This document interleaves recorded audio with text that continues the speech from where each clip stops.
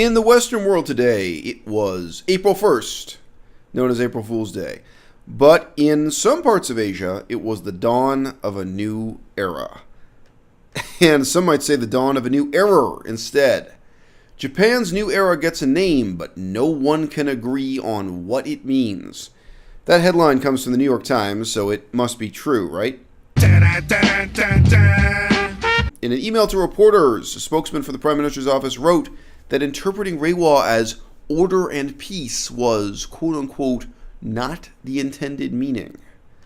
Well, the symbol itself, etymologically, is a little bit menacing. And when we talk about etymology in Chinese, and I gotta digress to mention, for some people in the audience here, modern Japanese is largely made up of bits and pieces of broken Chinese. So it's Chinese we're talking about. When you look at the etymology of a Chinese word, you're often looking at a visual symbol rather than a series of phonetic markings.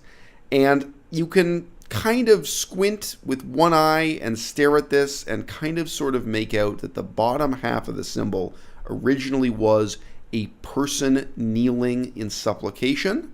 Believe it or not, the triangular symbol at the top of the character indicates a mouth, presumably here a mouth giving an order, a mouth giving a command. So there's a sense of an order, a command, a decree, obedience.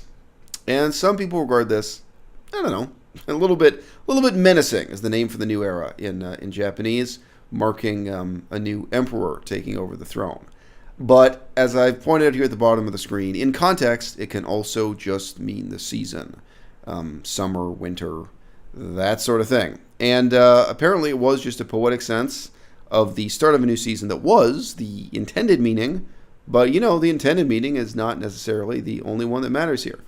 So, leaving aside the New York Times, let's go to a much more reliable source of information. People chatting about this on Twitter.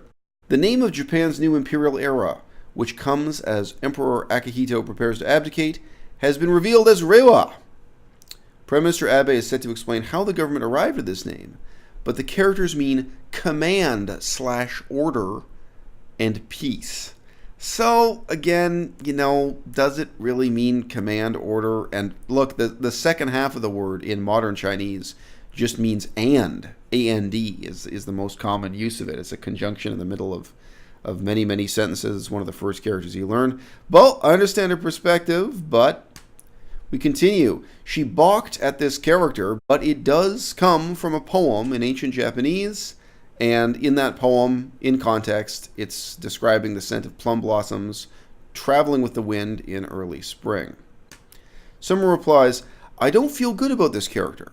The poem feels out of place in the current situation. And these two symbols put together, it looks cold to me.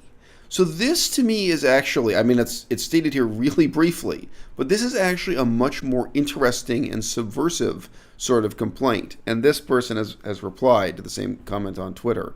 And so the issue is not the meaning of the characters as correctly written, but if you add just two small lines to the left, this is the much more commonly seen character in both Chinese and Japanese, meaning cold.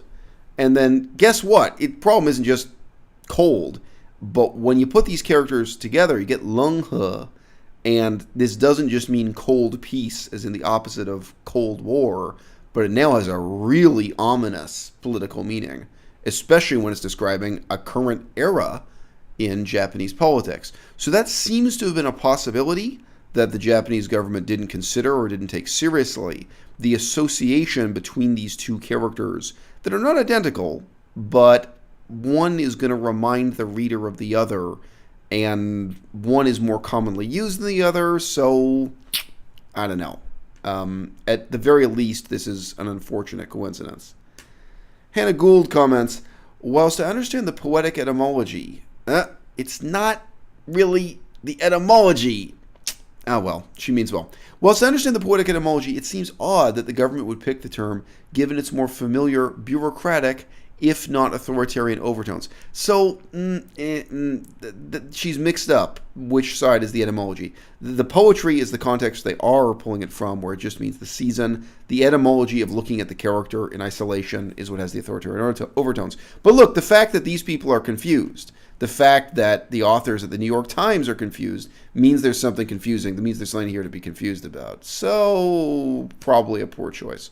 All right, so this symbol comes from, the name of the season, month of good fortune, in the first stanza of the poem, and it translates to the early spring of good fortune.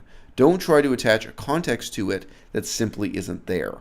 Again, I sympathize, but the problem is, on the one hand, looking at the character in isolation without the context, and then secondly, this resemblance to the close similarity to the other character, meaning cold, and that has a uniquely awful meaning when it's combined in this particular way in a political context. So, interesting games we play.